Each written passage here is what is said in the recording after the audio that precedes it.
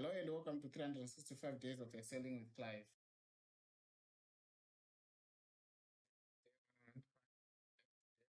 Looking at calculated pivot field. So what a calculated pivot field is a field that you add in addition to the field that already exists in your data source. You might want to add an additional column. For example, here I have my selling price, which is not in here. I have sales units and I have sales value.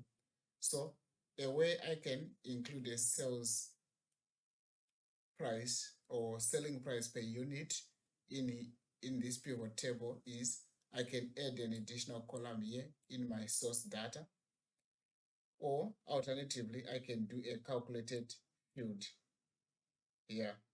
So there are advantages of both ways and disadvantages as well.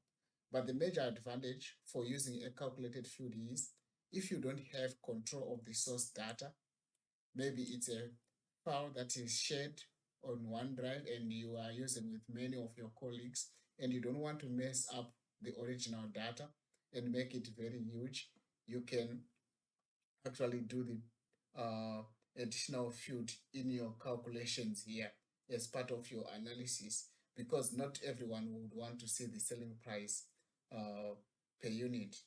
Others, they don't care, they just want the original column. So you wouldn't want to mess the whole set of data just because you want an additional column, which you can calculate using the calculated field here.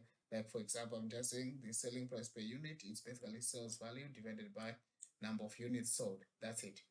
So how can we do that? How can we achieve that?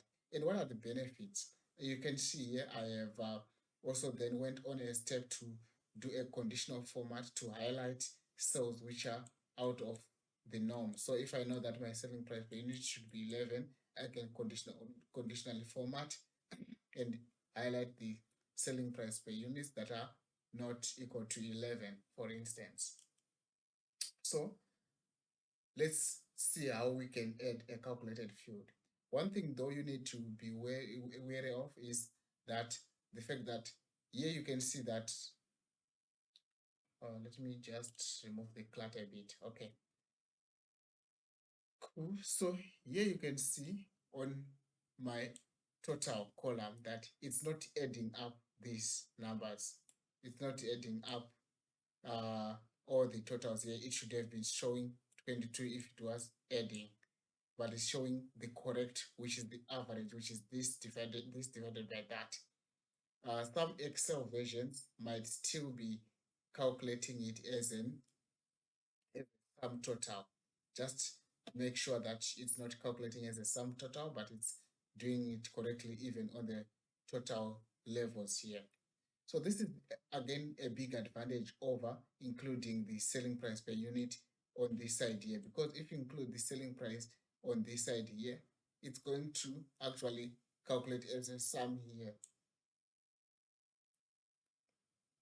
So this is quite a beautiful way of working with a pivot table. So now let me just first show you the how to do the calculated how to calculate the selling price per unit. Then after that, I'll add an additional column on this side and show you how it could be terrible if you then go on and add selling price per unit on the source data here. Okay, let's get started.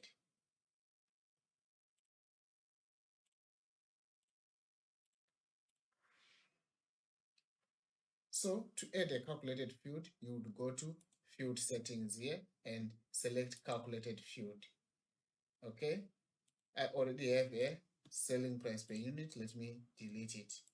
Okay, so to add a new one, I'll just come here and say I want to add selling price per unit. I can call it whatever I want to call it.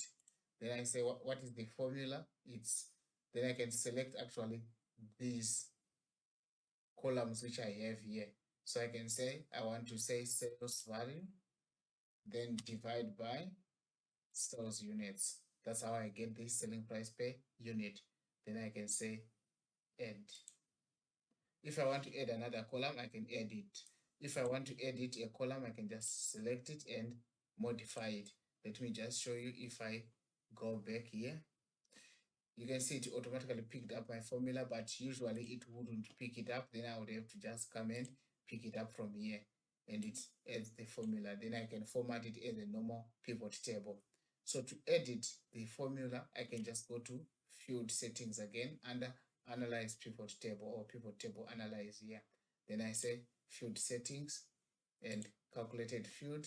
Then I can select a calculated field, so that I have to pick it up here. Then I see this is my calculated field. This is the formula. I can either delete it or I can modify it.